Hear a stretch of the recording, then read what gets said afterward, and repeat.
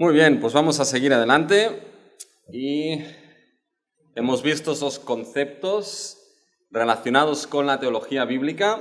Por cierto, me han dicho que hay hermanos que tienen preguntas al final, ¿ya? Al final de la clase dejaríamos un tiempo para que pregunten, ¿sí? Aquellas preguntas, aquellas dudas que tienen, pues las lanzan, ¿sí? Repito, no sirve de nada que se queden con las preguntas sin entender nada, ¿sí? Así que si tenemos que avanzar más lentamente, pues avanzaremos más lentamente, pero a menos que esas cosas se les queden en mente, ¿sí? Porque les digo, son conceptos importantes que van a ver que ahora a medida que vamos avanzando están implicados dentro de esa historia que la Biblia nos cuenta, ¿sí? Así que vamos a tener que tenerlos muy claros. Muy bien, pues esos conceptos que hemos visto de la teología bíblica, hemos visto que es un enfoque hermenéutico, hemos visto que es una teología canónica, que se centra en el canon, en la unidad del mismo, entiende que hay unidad, cohesión, una única historia. Es una teología histórico-redentora, que se centra en lo que es la historia de la redención, la metanarrativa, ¿sí? Porque la Biblia misma nos da resúmenes de esa historia, no nos da tanto temas, nos encontramos muchos temas, pero todos ellos están engastados dentro de esta gran historia, ¿sí? La cual toda ella acaba cumpliéndose, su plenitud es la persona de Cristo Jesús, su obra, y sobre todo veremos cuando lleguemos ahí la inauguración del nuevo pacto y la venida, ¿ah?, del Espíritu Santo. ¿Ah? Por eso estos conceptos están relacionados con la teología bíblica y hemos dicho, bueno, estos conceptos ¿de dónde salen? ¿Por qué están relacionados? ¿Por qué se entiende la teología bíblica de esta manera? Bueno, se entiende así porque esos conceptos parten de lo que se llaman unas presuposiciones bíblicas, ¿ah? Es decir, todos nosotros tenemos en cierta manera presuposiciones. Nadie parte con lo que es una mente en tabula rasa, ¿ah? Hay ciertas presuposiciones y estos conceptos de la teología bíblica parten de presuposiciones bíblicas. ¿Qué queremos decir con esto? Parten de ciertas cosas que se encuentran en la Escritura, ¿sí? Si la teología bíblica busca estudiar e interpretar la teología misma de la Biblia, ¿qué significa ser bíblico? ¿Ah? Esa es la cuestión, ¿qué significa ser bíblico? Yo tenía un profesor que se llamaba Stephen Wellum, que él decía que el tema de ser bíblico implica dos cosas. Primero, implica tomar seriamente lo que la Escritura clama ser. Uno tiene que tomar seriamente ya lo que la Escritura dice que es. Y después la segunda cosa es interpretar la Escritura a la luz de lo que verdaderamente es y cómo ella misma se presenta. Por tanto, si uno quiere ser bíblico, uno tiene que tomar a la Escritura seriamente, conforme a lo que es y lo que ella dice que es, y segundo, tiene que interpretarla conforme a cómo ella se explica, a cómo ella se expresa, a cómo ella se nos presenta, ¿ya?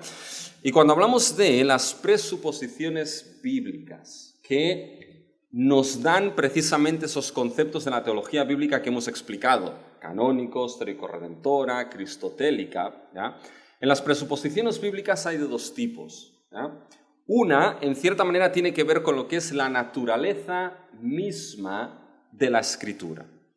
Y cuando hablamos de la naturaleza de la Escritura, estamos hablando de lo que la Biblia, de lo que la Escritura es en sí misma.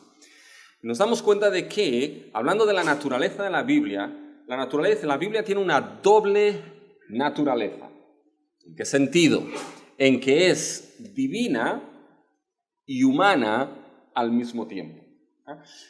Fijaros, fíjense que esto se encuentra en lo que es la persona de nuestro Señor Jesucristo. En la persona de nuestro Señor Jesucristo nos encontramos, ¿qué? Dos naturalezas. La naturaleza divina y eterna del Hijo de Dios y la naturaleza humana que fue creada en la concepción por el Espíritu Santo, ambas naturalezas unidas, inconfundibles e inseparables en la persona de nuestro Señor Jesucristo. Cuando vamos a la Biblia, mis hermanos, a la palabra escrita, nos damos cuenta de que hay una doble naturaleza. Es divina por un lado y por otro lado es humana porque fue escrita por hombres, como veremos, inspirados.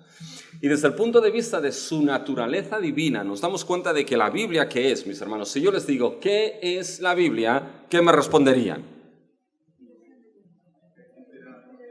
Inspiración de Dios, muy bien. ¿Algo más? Palabra de Dios, muy bien. Es una respuesta en cierta manera simple, fácil. ¿La Biblia qué es? La Biblia es palabra de Dios. Eso es muy importante. La Biblia no solamente contiene palabra de Dios, sino que la Biblia es palabra de Dios en sí misma. ¿Sí? Por tanto, las Escrituras es palabra de Dios, es la revelación de Dios escrita. Son los hechos poderosos de Dios, los cuales quedaron escritos por el Espíritu Santo, guiando a hombres escogidos. ¿Sí? Quedaron escritos sin ningún tipo de error, de manera inerrante y de manera infalible. Cuando hablo de inerrancia e infalibilidad, ¿todo el mundo sabe de lo que estoy hablando? Muy bien. No hay error en la Biblia. Y la Biblia no guía a error a nadie. Si uno se equivoca, mis hermanos, no es porque la Biblia se equivoque, sino porque uno se ha equivocado. ¿Ya? Esto, mis hermanos, nos lleva a lo que es una doctrina esencial para entender que la Biblia es palabra de Dios en sí misma. Y es precisamente lo que es la doctrina de la inspiración. La doctrina de la inspiración, mis hermanos, es una doctrina que tristemente hoy en día, dentro de círculos que se hacen llamar evangélicos, es una doctrina que es negada. Se nega en algunos círculos lo que es la inerrancia y la infalibilidad de las Escrituras, porque no se cree que la Escritura es plenamente inspirada por Dios. Pero nos encontramos que la Biblia misma nos determina que en su naturaleza, como palabra, es palabra inspirada de Dios. Fíjense, hay varios textos, uno de ellos es un texto claro, hay dos textos claros para la doctrina de la inspiración de la Biblia, que es precisamente 2 de Timoteo 3. ¿Eh? Vayan a 2 de Timoteo. Muy bien. Punto. ¿Quién lo ha dicho? El que decía que no entendía nada. Estaba ya hablando y dice, no entiendo nada, y ahí... Esto siempre pasa, en la iglesia ahí también hay alguien que dice es que no entiendo nada. Y dice, ¿lo entienden? Y siempre me dice que no. ¿Lo entiende? Y el único que responde es él. Digo, menos mal que no entiendes. Bueno, en fin. Fíjense, 2 de Timoteo. Muy bien. 2 de Timoteo 3, 16. Toda la Escritura es inspirada por Dios y útil para enseñar, para redarguir, para corregir, para instruir en justicia. Fíjense que aquí Pablo le está diciendo a Timoteo, oye, tú, Timoteo, persiste. Llegarán esos tiempos en los que todo el mundo serán engañados y serán engañados. ¿Ya? Como hoy en día, unos se engañan y son engañados y se piensan que hoy en día todos muy listos, pero al final todos son engañados y van engañando. Dice, no hay nada sólido, no hay nada estable. En un mundo donde no hay verdad absoluta, mis hermanos, en el posmodernismo donde no hay verdad absoluta, si no hay verdad absoluta, no hay autoridad absoluta. Y si no hay autoridad absoluta, uno no tiene dónde aferrarse. Por lo tanto, el mundo va engañando y siendo engañado. Pero Pablo le dice a Timoteo, pero tú persiste en algo que es sólido, en algo que no varía, en algo que es estable, en algo que es absoluto y que has aprendido desde la niñez. Y eso son precisamente las Sagradas Escrituras. Entonces Pablo define a las Sagradas Escrituras en el versículo 16 que nos dice, toda la Escritura es inspirada por Dios. Aquí la palabra que Pablo, posiblemente lo han escuchado, que Pablo está utilizando para inspirada, es una palabra que solamente aparece aquí en toda la Biblia. ¿Ah? Es una palabra que tiene que ver con la idea de la obra y la acción del Espíritu Santo. Es decir, Pablo está diciendo toda la Escritura es exhalada por Dios o respirada fuera de Dios. ¿Y qué está diciendo con esto Pablo, mis hermanos? No está diciendo que, por ejemplo, él y Pedro y Juan escribieron la Escritura y entonces llegó Dios y hizo palabra de Dios. No, no es eso. ¿Ah? Cuando dice que la Escritura es inspirada, toda la Escritura es inspirada por Dios, está diciendo de que es exhalada, es el producto mismo de la acción del Espíritu de Dios. Así como el Espíritu Santo se movió en la primera creación en Génesis 1, el Espíritu Santo nuevamente se mueve para crear el producto inspirado que es la revelación escrita de Dios. ¿Sí? Por lo tanto, fíjense, mis hermanos, que cuando dice toda la Escritura es inspirada por Dios, es toda, de principio a fin. ¿Les gusta el libro de Crónicas, mis hermanos, con todas las genealogías? Adán, es un libro perfecto para antes de ir a dormir, mis hermanos. ¿Les gusta ese libro de Crónicas? Pues ese es inspirado también, mis hermanos, a todos los nombres. Por lo tanto, toda la Escritura es inspirada en su plenitud, de principio a fin, y en todas y cada una de sus partes. Partes doctrinales, partes históricas, que algunos dicen, no, es que la parte histórica no es inspirada, la doctrinal sí. Bueno, esto no tiene sentido porque no puede separar doctrina de historia, porque veremos que la revelación es dada en la historia. Por lo tanto, todas sus partes y en su plenitud es inspirada por Dios. Por lo tanto, fíjense, mis hermanos, ¿qué es lo que hace esto? Esto lo que hace es que en primer y último término haya un único autor de la Biblia. ¿Y ese autor es quién? Ese autor es Dios. El ejemplo, mis hermanos, del Señor de los Anillos. Yo no sé cuántos han leído El Señor de los Anillos. Estos eran mis libros de la adolescencia. El Hobbit y El Señor de los Anillos. Básicamente, El Señor de los Anillos tiene tres libros, 3 tomos. La Comunidad del Anillo, Las 2 Torres y El Retorno del Rey. Fíjense las cosas que se me quedan en la cabeza, mis hermanos. Tiene esos 3 libros, pero a nadie se le ocurriría pensar que esos 3 libros son 3 historias diferentes. ¿Por qué a nadie se le ocurriría pensar que son 3 historias distintas? ¿Saben por qué? Porque hay un solo autor. J.R.R. Tolkien fue el que escribió El Señor de los Anillos con sus 3 volúmenes. Hay un solo autor y por tanto hay una única historia. Es como mi hijo está con las películas de Marvel y de superhéroes, impresionante. Y también se ve que hay una única historia en el universo cinematográfico de Marvel, de los superhéroes y así. Yo me he perdido. Ya no sé dónde estoy en ningún sitio de esto. Solamente veo hombrecitos verdes y gente volando por todas partes, pero no sé qué historia hay. Pero en el libro del Señor de los Anillos, mis hermanos, hay un solo autor, una sola historia. Cuando llegamos a la Escritura es exactamente lo mismo. Es inspirada por Dios de principio a fin, por lo tanto, Dios es el primer y último autor de esa historia. Un autor, una historia. ¿Se dan cuenta, mis hermanos? Esto es lo que posibilita que entonces la teología bíblica sea histórico-redentora, sea una teología canónica, que entiende que en todo el canon, aun y cuando haya diferentes autores en diferentes momentos, en diferentes tiempos, porque la Biblia es inspirada y hay un solo autor, entonces podemos decir de que hay una sola historia de principio a fin. ¿Se dan cuenta? Pero esa historia fue escrita, mis hermanos, por manos humanas. Es decir, no descendió un dedo y escribió, aunque sí lo vemos, por ejemplo, en las tablas, o lo vemos ¿dónde? ¿Dónde salió una mano y escribió en la pared? En Daniel. Pero ¿cómo conocen ustedes de una mano que escribió en la pared? Porque la aparece en la Biblia, y eso lo escribió una mano humana, mis hermanos. Por lo tanto, fíjense que esos hombres escribieron, pero escribieron ¿de qué manera? No escribieron de cualquier manera, escribieron siendo inspirados por Dios. Fíjense, mis hermanos, vamos a las cartas de Pedro. Vamos a segunda de Pedro.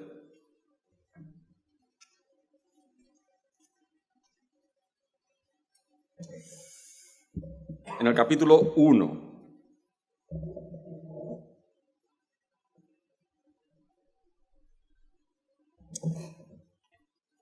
Y fíjense empezando en el versículo 19.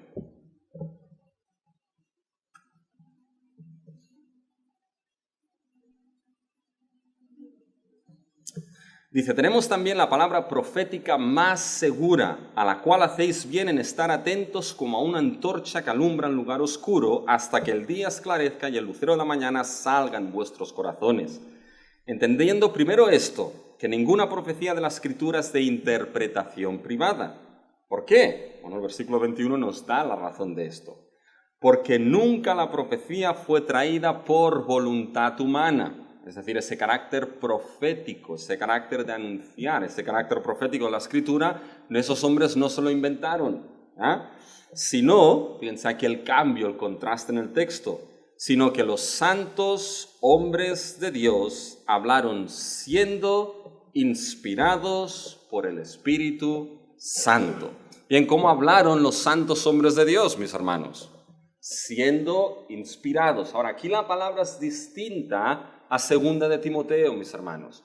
En 2 de Timoteo la palabra de todas las escrituras inspiradas, exhalada por Dios. ¿Ya? Dios es el autor, una única historia. Aquí la palabra inspirados, hablaron siendo inspirados, es el ejemplo del viento que lo que hace es soplar e hincha lo que son las velas de un barco y dirige básicamente ese barco en función donde el viento quiere y por donde el viento sopla. ¿Sí? Por lo tanto, es la idea de que escribieron siendo guiados por el Espíritu Santo. ¿No? Y fíjense, aquí les voy no a descubrir un secreto, pero algo que es importante. ¿Qué escribieron básicamente esos hombres santos de Dios? Fíjense que el contexto inmediato, aquí Pedro está hablando de que no se nos ha dado a conocer la venida del Señor por fábulas. ¿Ya? Ahora, fíjense lo que dice en el versículo 17. Pues cuando él recibió de Dios Padre honra y gloria, le fue enviada. ¿Ven esto en el versículo 17, ese verbo? Le fue enviada desde la magnífica gloria una voz que decía, este es mi Hijo amado en el cual tengo complacencia. ¿Ven esto en el versículo 17? Es el monte de la transfiguración. Cristo se transfiguró y le fue enviada una voz desde el cielo, la voz del Padre que decía, este es mi Hijo amado en quien tengo complacencia. La voz de Dios, la voz del Padre, declarando que Cristo es su Hijo. ¿Sí? Sigamos leyendo. Y nosotros oímos esta voz enviada del cielo cuando estábamos con él en el Monte Santo. Ahí los 3 discípulos escucharon ¿qué? La voz. ¿Pero qué voz exactamente? Lean sus Biblias. Muy bien. Enviada desde el cielo. Por tanto, es la voz de Dios enviada que declara quién es Jesucristo. Por tanto, es una voz cristocéntrica. Nos habla de quién es Cristo. Bueno, ahí Pedro dijo, oye, pues hagamos 3 enramadas y nos quedamos aquí porque esto es perfecto. Perfecto. Bueno, ahora sigue, dice, bueno, tenemos también la palabra profética más segura. No está diciendo que la voz enviada desde el cielo no era segura. Hay una palabra más profética, más segura, porque esa palabra ha quedado escrita. Ahora fíjense en el versículo 21, ¿cómo ha quedado escrita esa palabra? Dice, porque nunca la profecía fue traída por voluntad humana, sino que los santos hombres de Dios hablaron siendo inspirados. Bueno, ¿ven aquí la palabra inspirada, mis hermanos? Es el mismo verbo para enviar, el mismo. Por tanto, ¿qué es lo que está haciendo aquí Pedro? La voz enviada del cielo, la voz del Padre enviada declarando, Jesucristo es mi Hijo en quien tengo complacencia. La voz que oyeron enviada desde el cielo, la voz de Dios, es la voz que ha quedado enviada, inspirada por esos hombres por medio del Espíritu y escrita en las Santas Escrituras. Por lo tanto, lo que nos encontramos en la Biblia, mis hermanos, es la voz misma de Dios, escrita por inspiración, por hombres escogidos por Dios, que Dios guió para que su voz y su revelación quedase escrita sin ningún error, inefable, infalible. De tal manera que cuando uno abre la Biblia, cuando la Biblia habla, Dios habla. Y cuando Dios habla, la Biblia habla. Mis hermanos, ¿se dan cuenta? Esa es la parte humana, aquellos que escribieron, pero al fin y al cabo, el producto último es la palabra de Dios. Al fin y al cabo, Dios es el autor de esa palabra. ¿Se dan cuenta? Y fíjense, y esto hace, mis hermanos, que como diferentes santos hombres escogidos por Dios, nos encontramos a Isaías y nos encontramos a lo que era Miqueas, que posiblemente eran contemporáneos, ¿ya? Pero antes nos encontramos a Moisés, que vivió muchos años antes, y después nos encontramos a los autores del Nuevo Testamento, etcétera, etcétera, etcétera.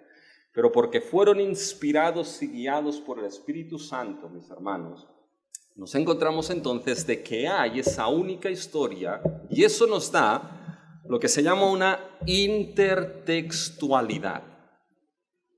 ¿Qué quiere decir la intertextualidad?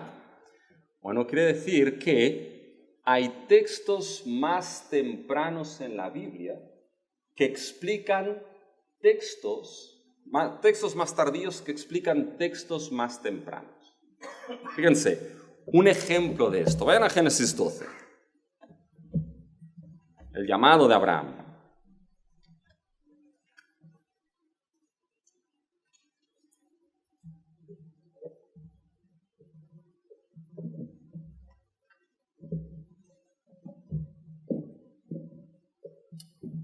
Fíjense en Génesis 12, versículos 1, 2 y 3. Pero Jehová había dicho a Abraham, vete de tu tierra y de tu parentela y de la casa de tu padre a la tierra que te mostraré. Y haré de ti una nación grande, y te bendeciré y engrandeceré tu nombre y serás bendición. Bendeciré a los que te bendijeren, y a los que te maldijeren, eso lo veremos, pero en realidad esto es singular. Y al que te maldijere, maldeciré, y serán benditas en ti todas las familias de la tierra. Muy bien, ¿cómo entendemos este texto, mis hermanos? ¿Cómo lo entendemos en esa intertextualidad? Es decir, Dios escogió a hombres inspirados y escribió una única historia. Fíjense, esto es la intertextualidad. Cuando llegamos a Gálatas, Gálatas nos explica ese texto. Vayan a Gálatas capítulo 3.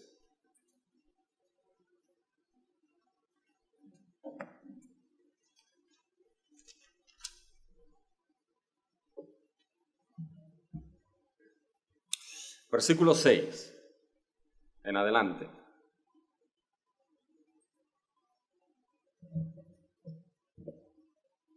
Dice, así Abraham creyó a Dios y le fue contado por justicia. Esto es la justificación por la sola fe. Sabed, por tanto, que los que son de fe, estos son hijos de Abraham. Uno puede ser hijo de Abraham, hijo de la promesa, por medio de la fe, no por medio de las obras. Ahora fíjense en el versículo 8. Fíjense lo que aquí cita Pablo. Y la Escritura, preveyendo que Dios había de justificar por la fe a los gentiles, dio de antemano la buena nueva a Abraham, diciendo, en ti serán benditas todas las naciones. ¿De dónde viene esto?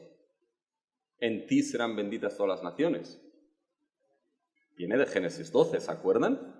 Haré de ti una gran nación y te bendeciré, bendeciré a los que te bendicieren, maldeciré al que te maldijere, y en ti serán benditas todas las familias de la tierra. Bueno, Pablo entiende, eso lo dijo Dios ahí, se lo dijo Dios a Abraham, ¿sí o no? Fíjense ahora en el versículo 8 de Gálatas 3. Y la Escritura, preveyendo que Dios había de justificar por fe a los gentiles, dio de antemano la buena nueva a Abraham, diciendo, ¿quién da aquí la buena nueva? La Escritura. Bueno, Pablo, ponte de acuerdo. ¿Quién dijo esto? ¿Dios o la Escritura?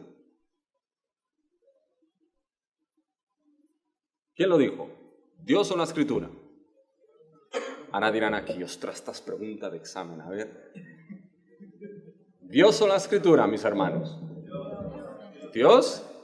¿Dios? ¿La Escritura no? Las dos, claro que sí, mis hermanos. Dios lo dijo y esto ha quedado registrado en la Escritura, que es palabra de Dios. Por lo tanto, ¿quién lo dice? Dios y su palabra. Eso es inseparable, ¿se dan cuenta? ¿Y qué es lo que dijo? Bueno, en ti serán benditas todas las familias. Esto Pablo lo interpreta como el anuncio del Evangelio de que Dios justificaría por fe a los gentiles. ¿Se dan cuenta? Es la explicación de la promesa dada a Abraham. Eso es la intertextualidad, mis hermanos. Fíjense que la Biblia, esto es lo que es, esto cumple la primera regla de interpretación. La Biblia interpretándose a sí misma. Fíjense que cuando la teología bíblica hemos dicho que es canónica, que hay una unidad, que hay una única historia, mis hermanos, esto no se lo inventó nadie. Esto surge de la presuposición de lo que la Biblia misma es. Palabra inspirada por Dios. la palabra misma de Dios, escrita por hombres santos, inspirados y guiados, que aun y cuando estuvieron en tiempos distintos, nos dan una única historia que los textos se relacionan y se explican y se interpretan entre sí. ¿Se dan cuenta?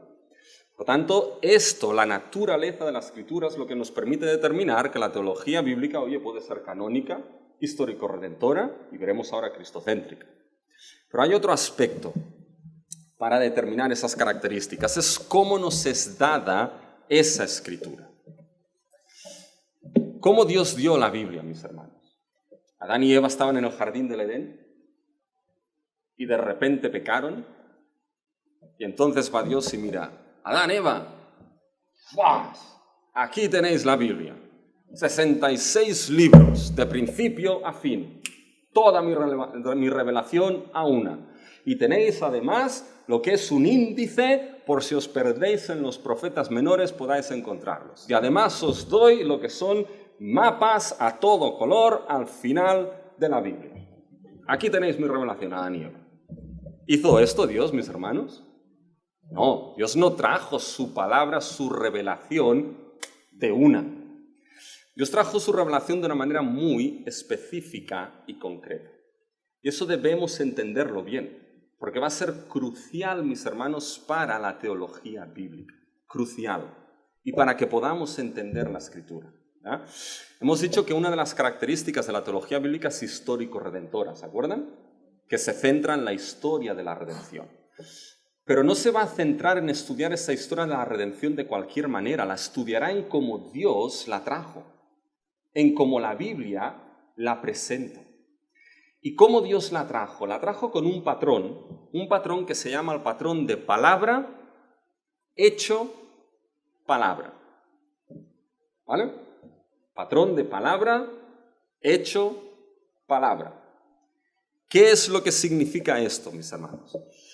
Fíjense, el patrón de palabra, hecho, palabra es más que nada que primeramente lo que Dios hace es anunciar lo que Él hará. Lo anuncia con su palabra.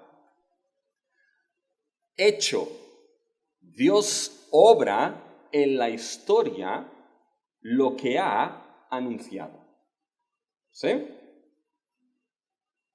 Repito, palabra, Dios anuncia lo que hará. Hecho, Dios lo hace en la historia. Su acto poderoso, su hecho histórico, lo realiza en la historia. ¿Sí? ¿Vamos bien hasta aquí? Vale, un ejemplo. Vamos a Génesis 15.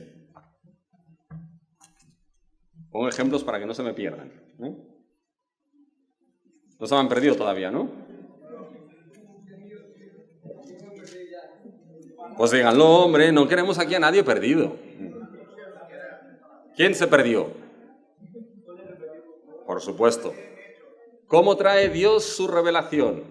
Con un patrón. Palabra, hecho, palabra. Muy bien, ¿ven cómo se lo saben? ¿Palabra qué es? Que Dios anuncia lo que va a hacer. El hecho es que Dios hace lo que ha anunciado. Un ejemplo, ¿vale? Génesis 15. Si mañana no funciona el micro es culpa mía, porque ya le he dado... Muy bien. Fíjense en Génesis 15, mis hermanos. Versículo 12 en adelante. Fíjense lo que Dios le dice a Abraham, un texto que veremos, ¿ya? Mas a la caída del sol sobrecogió el sueño a Abraham, y he aquí que el temor de una grande oscuridad cayó sobre él. Entonces Jehová dijo a Abraham, aquí está la palabra, lo que Dios anuncia, lo que Dios hará, ¿vale? Palabra. Ten por cierto que tu descendencia morará en tierra ajena y será esclava allí, y será oprimida 400 años. Mas también a la nación a la cual servirán juzgaré yo, y después de esto saldrán con gran riqueza. Bien, ¿qué anuncio es ese? Muy bien, es el anuncio de la esclavitud y la salida, y el éxodo. Esclavitud y salvación. Palabra, Dios anuncia. Bueno, pasan 400 años, 430, depende cómo se cuente, y entonces se produce el hecho histórico. Esto anunciado, Dios lo realiza ¿dónde? En la historia, que sería básicamente el libro de Éxodo. ¿Se dan cuenta? Dios viene, se acordó, vamos al libro de Éxodo, para que lo vean.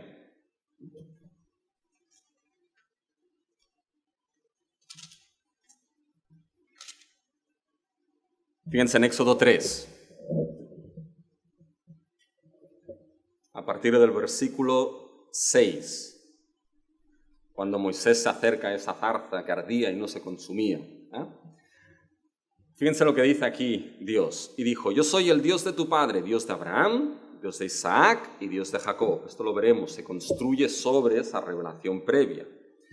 Entonces Moisés cubrió su rostro porque tuvo miedo de mirar a Dios. Dijo luego Jehová, bien he visto la aflicción de mi pueblo que está en Egipto y he oído su clamor a causa de sus extractores, pues he conocido sus angustias y he descendido para librarlos de mano de los egipcios y sacarlos de aquella tierra, una tierra buena y ancha, tierra que fluye leche y miel, a los lugares del cananeo, del eteo, del amorreo, del fereceo, del heveo y del jebuseo. ¿Por qué Dios hace esto? Porque Dios lo anunció y se comprometió un pacto, lo veremos, con Abraham. En Génesis 15, palabra, Dios lo anuncia. En Éxodo, Dios realiza su hecho histórico anunciado. ¿Se dan cuenta? Por tanto, mis hermanos, aquí hay algo que no pueden perder de vista. La historia de la salvación, nuestra salvación es histórica. ¿Por qué? Porque la historia es el fundamento donde Dios obra los hechos redentores. En la historia Dios llamó a un hombre, Abraham. No lo llamó en una galaxia lejana, o no lo llamó como Buzz Lightyear en lo infinito y más allá, mis hermanos. Lo llamó en la historia de la humanidad. Obró el hecho, la salvación por excelencia en el Antiguo Testamento, en la historia, en un contexto histórico y cultural, en un tiempo concreto. Llevó a su pueblo a una tierra concreta y determinada. ¿Se dan cuenta?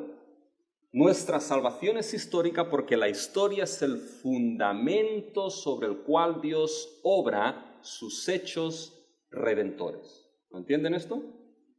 ¿Sí? Algunos me miran así y no saben lo que decir. Si digo que sí, no me lo explica. Si digo que no, ¿lo entienden o no? Pues vamos a ver si vamos a más y dejamos del menos. No, mis hermanos, sé que estos conceptos sí los sé. A mí me costaron de tragar, pero son muy importantes, ¿ya? Y los voy a repetir y preguntárselo hasta que sea necesario que todos los tengan claro. Mis hermanos, nuestra salvación es histórica. ¿Por qué? Porque Dios la obra en la historia.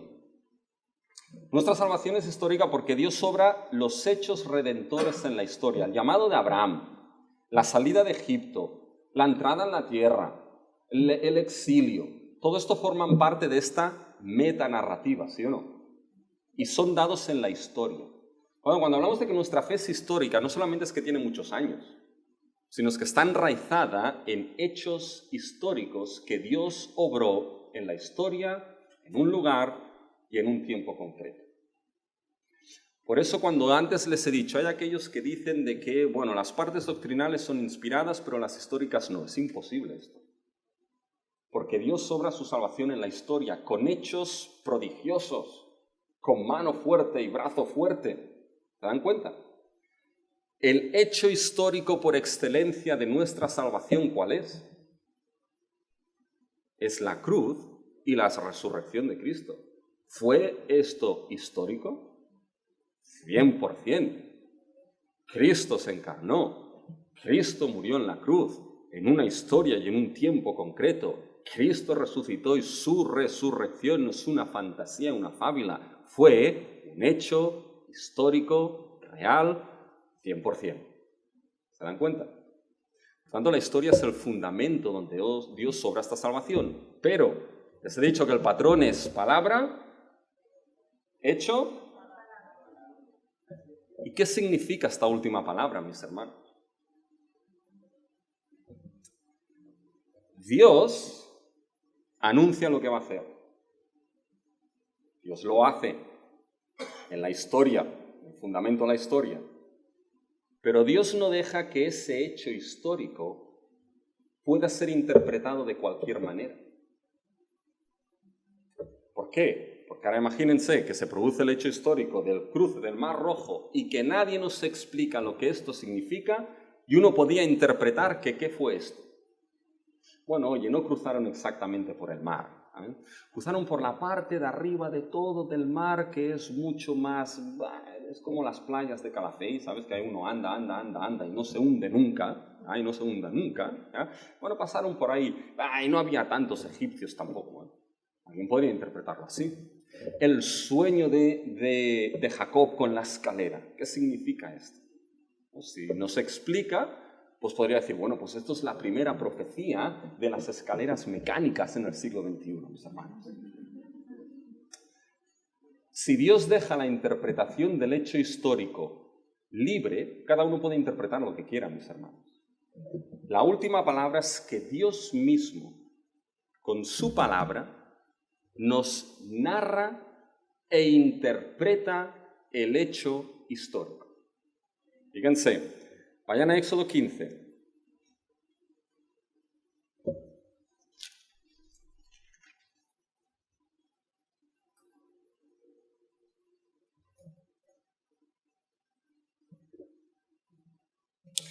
Fíjense, mis hermanos. Palabra. Dios anunció. Estarán cautivos y los liberaré. Abraham, ¿sí o no? Hecho en la historia. Dios los redime. Con las plagas, los saca de Egipto y les hace cruzar el Mar Rojo. ¿Sí? Y ahí está la redención de Israel. ¿Qué significa esto? Bueno, ahora viene palabra que nos explica ese cruce del Mar Rojo. Y esa palabra es la canción de Éxodo 15. Fíjense Éxodo 15. Entonces cantó Moisés y los hijos de Israel este cántico a Jehová y dijeron: Cantaré yo a Jehová porque se ha magnificado grandemente. Ha echado en el mar al caballo y al jinete. Jehová es mi fortaleza y mi cántico, y ha sido mi salvación. Este es mi Dios y lo alabaré. Dios de mi Padre, lo enalteceré. Jehová es varón de guerra, Jehová es su nombre. Echó en el mar los carros de Faraón y su ejército, y sus capitanes escogidos fueron hundidos en el Mar Rojo. Los abismos los cubrieron. ¿Qué es esto, mis hermanos? Es la explicación de lo que sucedió en el cruce del Mar Rojo. Dios se presentó como varón de guerra y venció a Faraón, a su ejército, para redimir a su pueblo. Por tanto, es la palabra explicándonos el hecho histórico. ¿Se dan cuenta? Así es como Dios trae, mis hermanos, su revelación. Déjenme que les pregunte algo.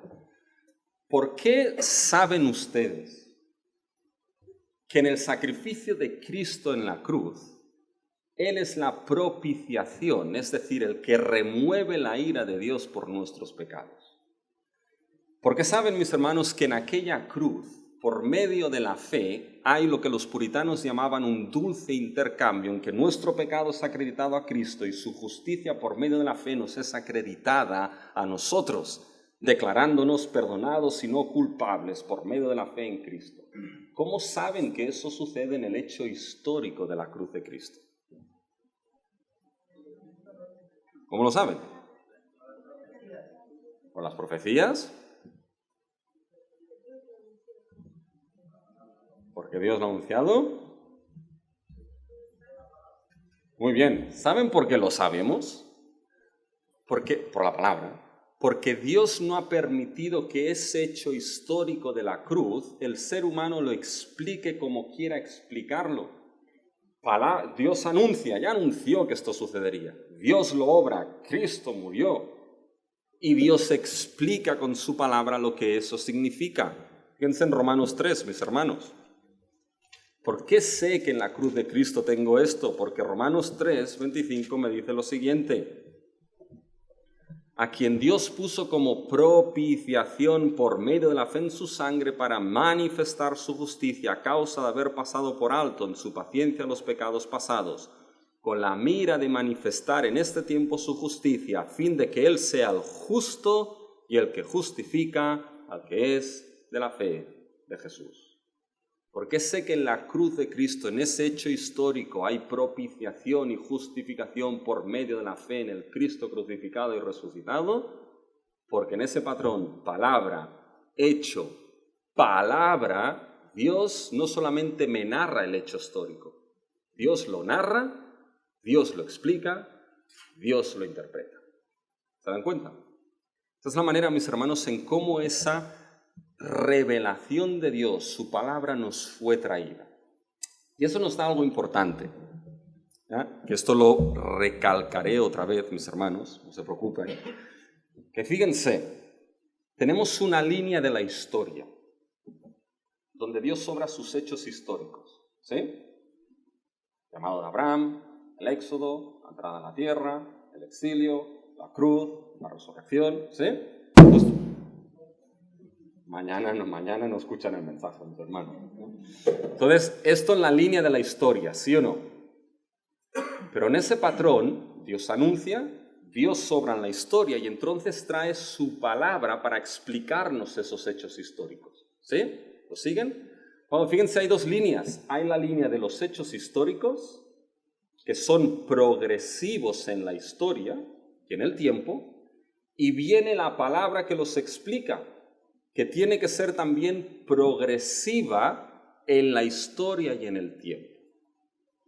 ¿Qué es lo que hace esto? No se preocupen, lo repetiré. La revelación, vamos a ver que la revelación, la historia de la salvación es una historia progresiva.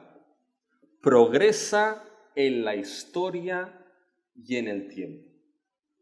Y poco a poco va progresando hasta llegar a su plenitud, ¿en quién? En Cristo. ¿Ven cómo se quedan con las cosas, mis hermanos? Muy bien. Por eso fíjense que entender que la Biblia es palabra de Dios, que entender que la Biblia nos ha llegado de esa manera, palabra, hecho, palabra, de manera progresiva, es que la teología bíblica entonces se forma con esos conceptos. Puede ser histórico redentora porque hay una historia. Pueden ser canónico porque hay una unidad. Puede estudiar esa historia progresiva porque nos es dada de manera progresiva. Puede llegar a Cristo porque toda esa historia habla de mí, como dijo Jesús a aquellos discípulos. ¿Se dan cuenta? ¿Sí? Muy bien. Para un momentito aquí. Preguntas. Después al final tendremos más preguntas, ¿ya? Pero paro aquí porque sé que estos son conceptos que tienen que quedar claros. Preguntas. ¿Alguien tiene preguntas?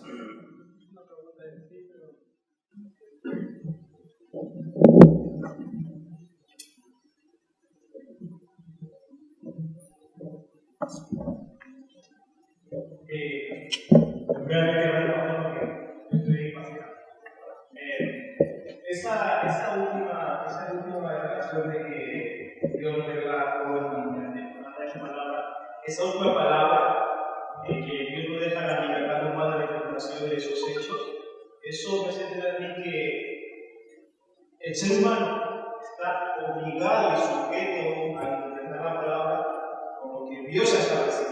No tenemos una libertad de cambiar nuestra conveniencia, lo que Dios ya revela en su palabra. Y me pregunto yo, ¿y todos aquellos hombres que se han levantado en el mundo, que han interpretado la Biblia conforme a sus propios conocimientos sin tener en cuenta a Dios?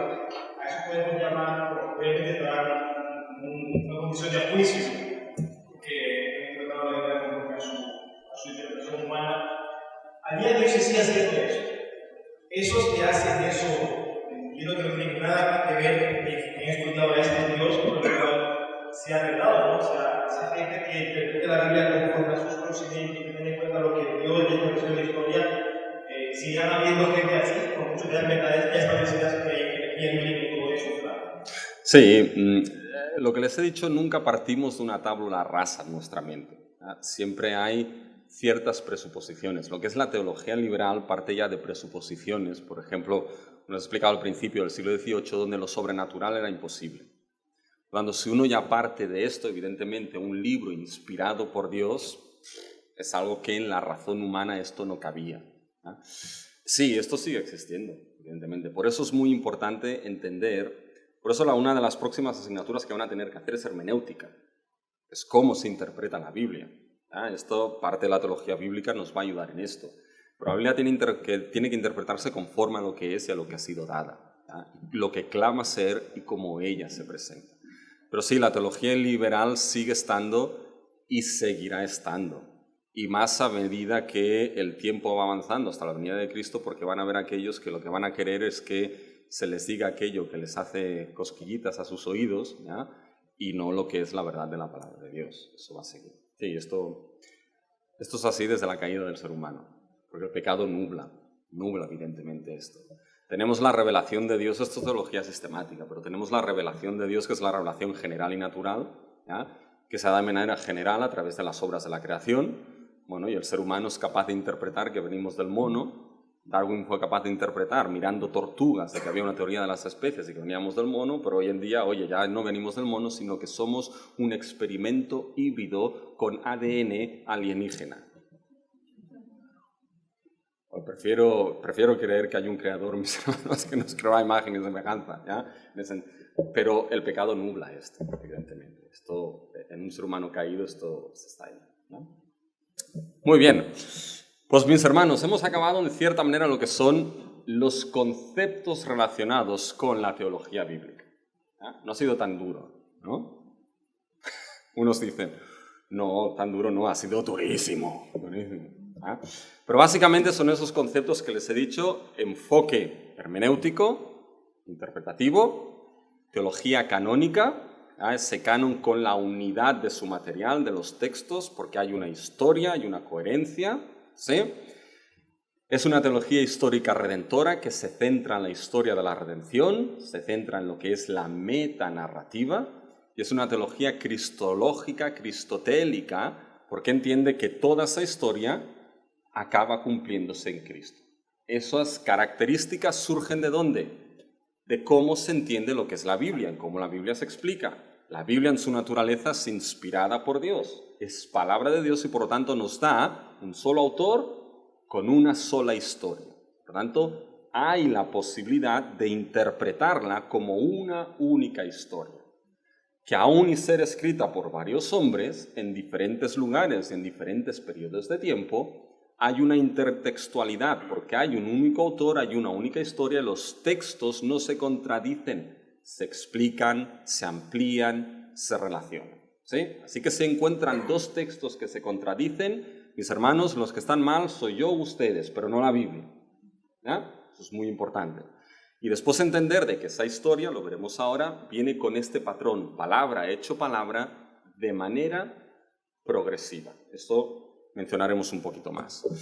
Muy bien, ahora lo que sería de rigor sería dar algunas definiciones de lo que es teología bíblica. ¿Qué definiciones tenemos? Bueno, con todos estos conceptos, mis hermanos, podemos hablar de algunas definiciones de teología bíblica. Y solamente lo que voy a hacer es simplemente leérselas, ya no voy a hacer muchísimo más, ¿ya? Porque de definiciones hay muchas, ¿ya? Pero simplemente quiero que vean algunas de ellas, porque hay patrones comunes en esas definiciones que nos ayudan a entender y aclarar un poco más lo que es esto de teología bíblica. ¿Sí? ¿Están preparados, mis hermanos?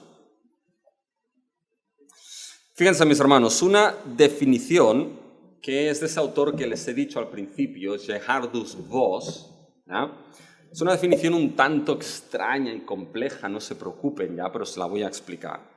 Voss define la teología bíblica de la siguiente manera.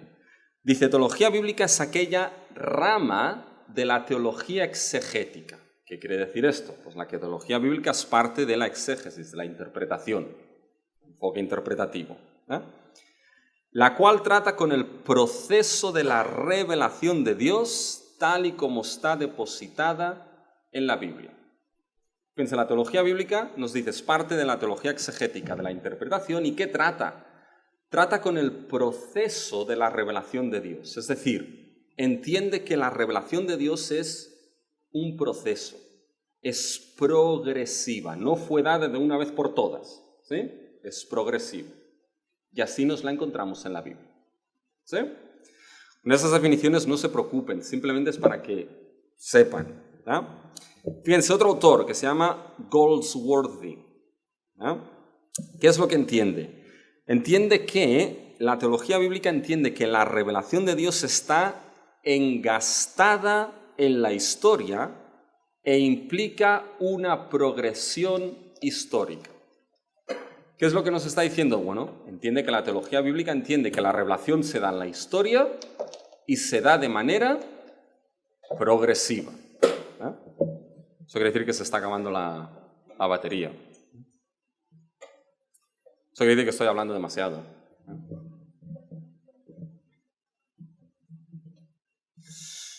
Y fíjense, mis hermanos, simplemente una última definición, ¿ya?, para que entiendan un poquito el tema de la teología bíblica.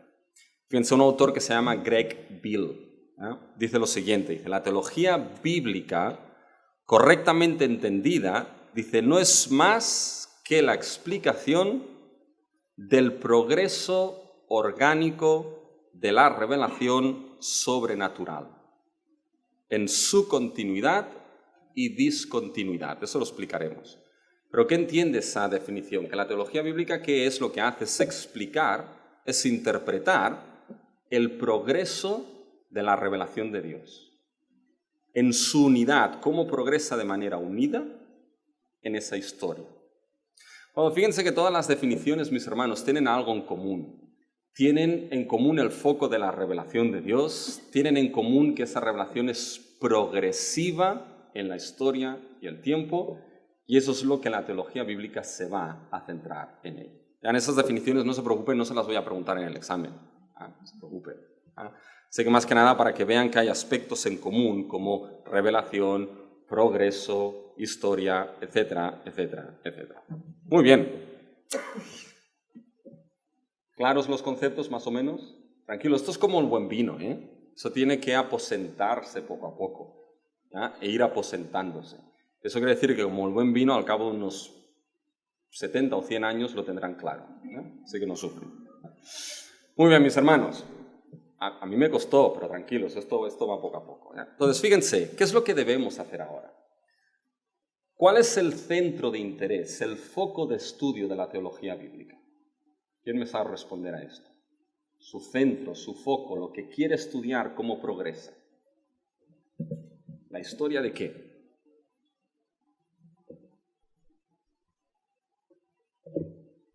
Como Dios anunció desde el principio de su palabra, cómo iba a redimir.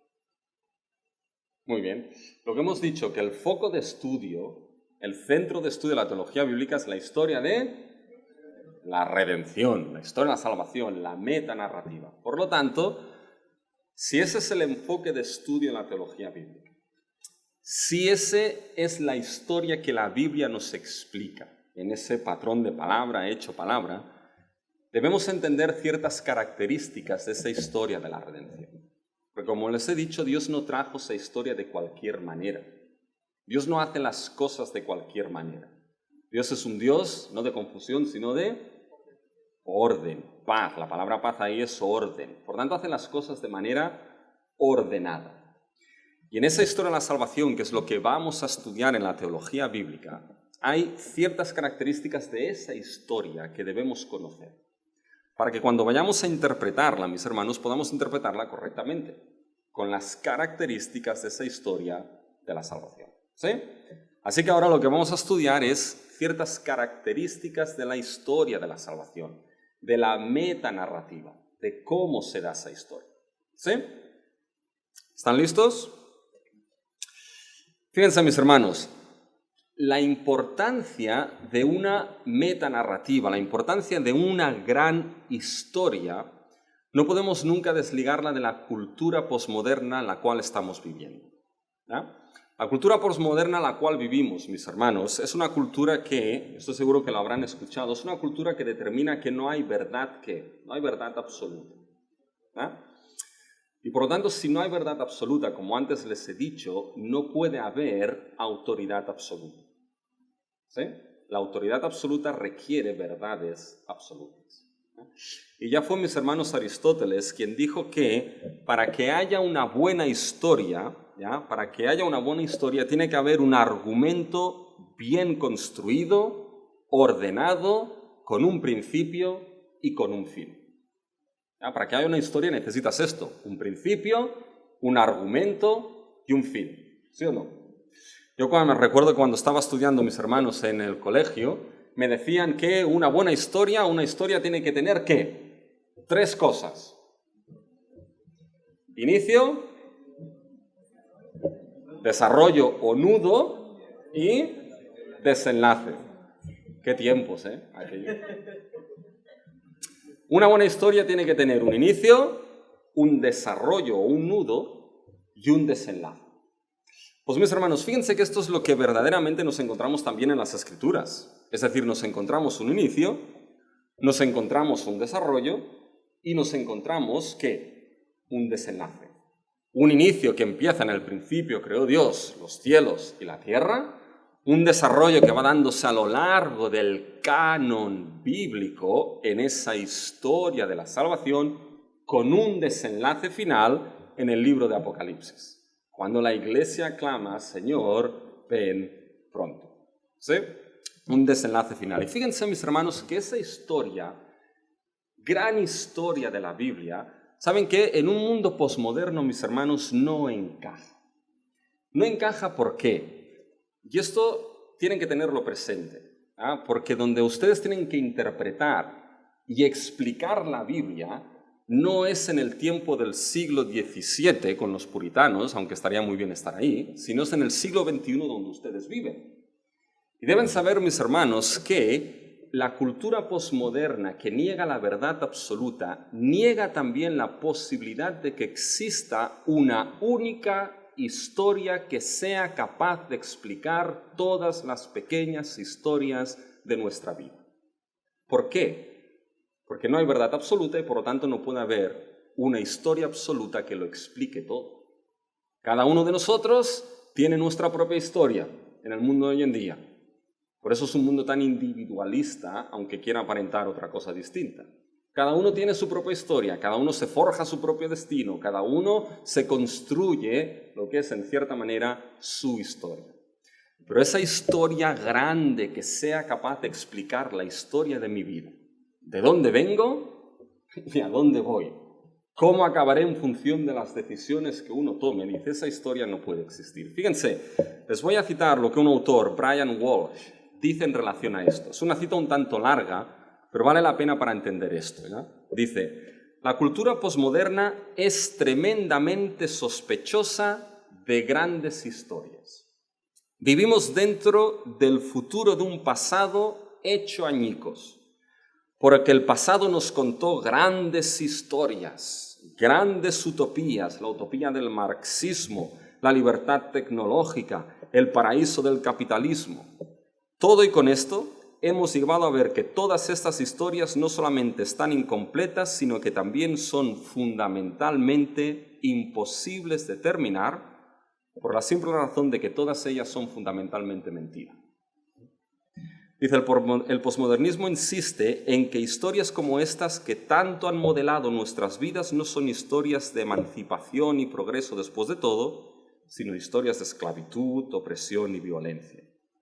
Dice, bajo esta visión, cualquier historia, cualquier punto de vista del mundo que haga grandes clamores acerca del curso y destino real de la historia, será percibido como causa común de opresión y violencia. Es decir, el pasado nos enseña que las grandes historias no sirvieron para nada y cualquiera que hoy en día mencione que hay una historia que es capaz de explicarlo todo, será entendida de la misma manera.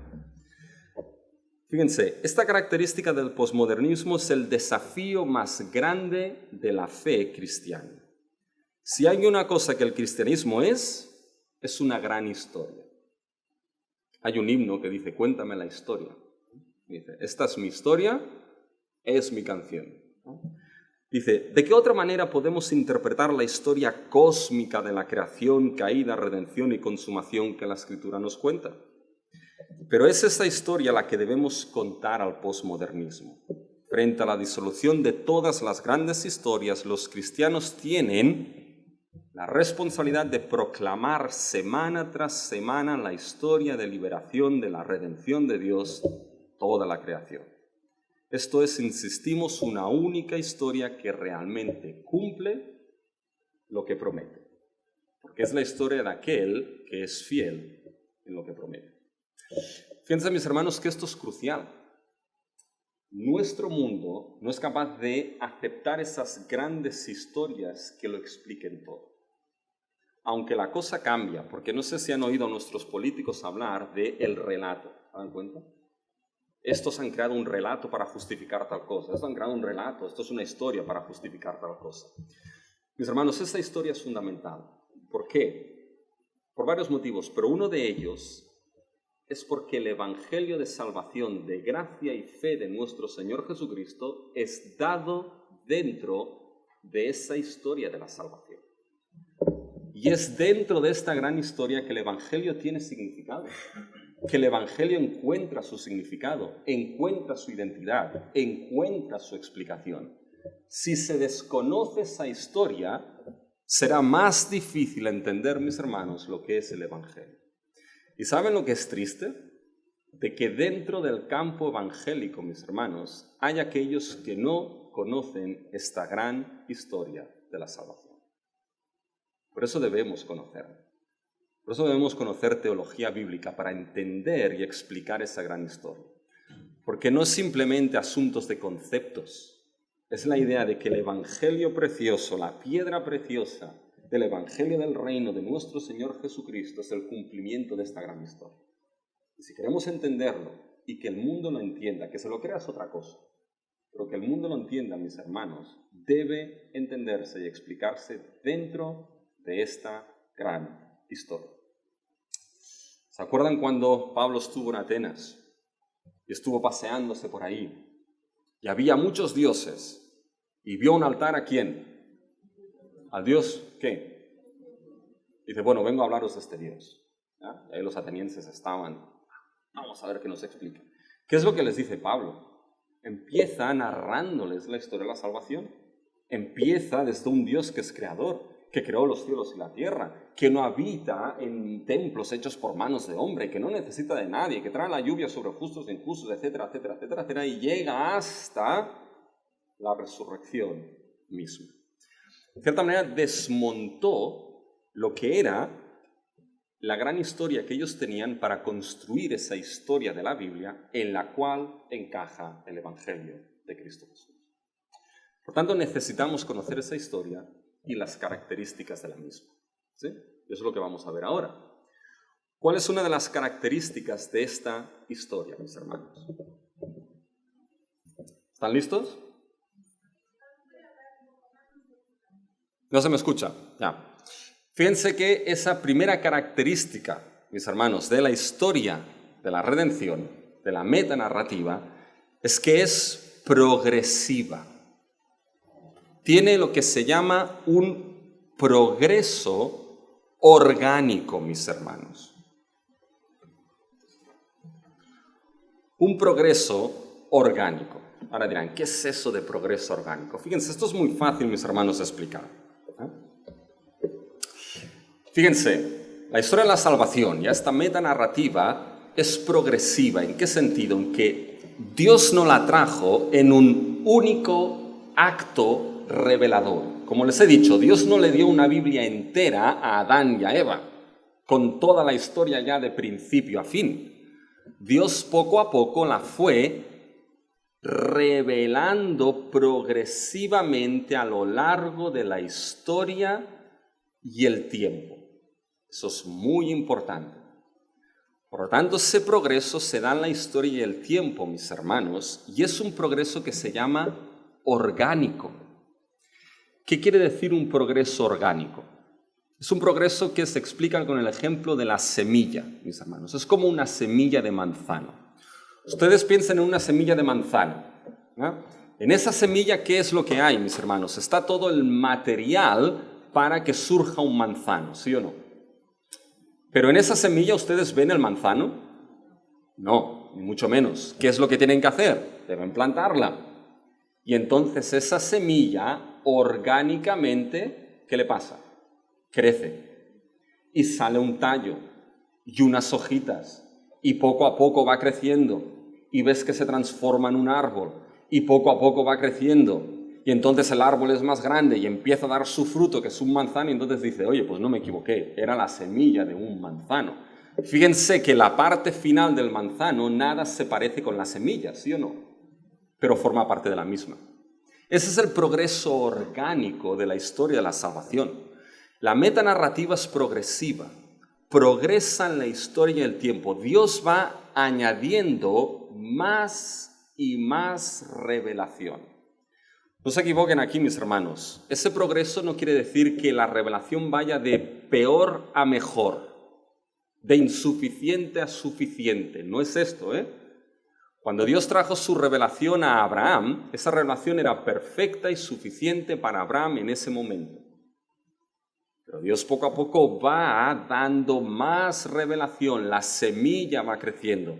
Esa semilla plantada en Génesis, pondré enemistad entre ti y la mujer, entre tu simiente y su simiente, va creciendo poco a poco, va progresivamente desarrollándose en la historia y en el tiempo. Ese es el desarrollo, el progreso orgánico de la revelación, ¿sí? De la historia de la salvación. ¿Vamos bien hasta aquí?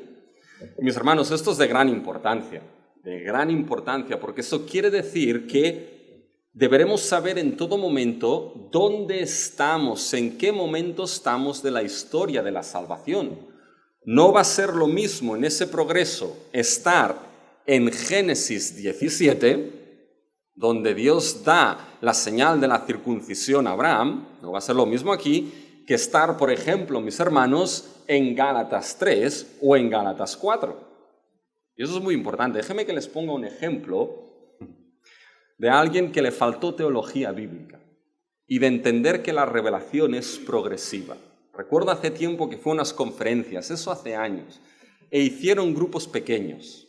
Y en uno de esos grupos salió un hermano que nos explicó con todo detalle, algo que creo que hubiese tenido que evitarse, con todo detalle, cómo él mismo se circuncidó estando en la parte trasera de su furgoneta.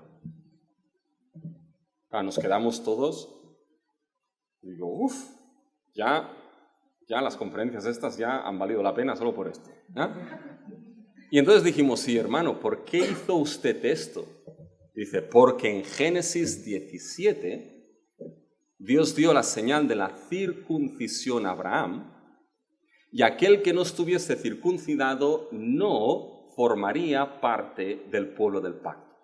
Y por eso me circuncidé. Bueno, falta teología bíblica aquí, mis hermanos. Entre otras cosas, falta teología bíblica. ¿Por qué? Porque si siguen ese progreso de la historia, el progreso de la metanarrativa, llegaremos a Deuteronomio y Dios dirá que lo que importa es la circuncisión, no de la carne, sino la circuncisión del corazón. Por tanto, ya no está poniéndose en la circuncisión de la carne, sino la circuncisión del corazón. Pero estamos en el Antiguo Pacto y eso era importante para Israel. Y si seguimos avanzando en la historia de la salvación, llegaremos a Pablo, a Romanos 4. Y Pablo en Romanos 4, ¿qué es lo que hará? Ahí nos explicará que, bueno, esa señal de la circuncisión fue dada a Abraham como ¿qué? Como señal, eso es Génesis 17, como señal de la fe que le había sido contada por justicia en Génesis 15. Por tanto, la circuncisión es señal de esa justificación por la fe. Y entonces lo que importa, mis hermanos, en el nuevo pacto ya no es la circuncisión en la carne, sino la circuncisión en el corazón que viene dada por medio de la fe en nuestro Señor Jesucristo. Y llegaremos a Gálatas y Pablo le dirá, mira, ¿sabes qué? Ya no importa nada la circuncisión o la incircuncisión, lo que importa es la nueva creación, ser hecho algo nuevo en Cristo Jesús. Por tanto, mis hermanos, es importante saber dónde están en el progreso de la historia de la redención. ¿Se dan cuenta cómo hay ese progreso orgánico, mis hermanos? Por tanto, esto es algo que debemos entender en la historia de la salvación. Y ahora les voy a explicar un poquito de este progreso. Vamos a tener una visión grande de ese progreso, pero vamos a hacer después del descanso. ¿Sí? Vamos a descansar unos 10 minutos, ¿les va bien? ¿Sí? Muy bien, y ahí veremos un poquito de ese progreso y seguiremos adelante.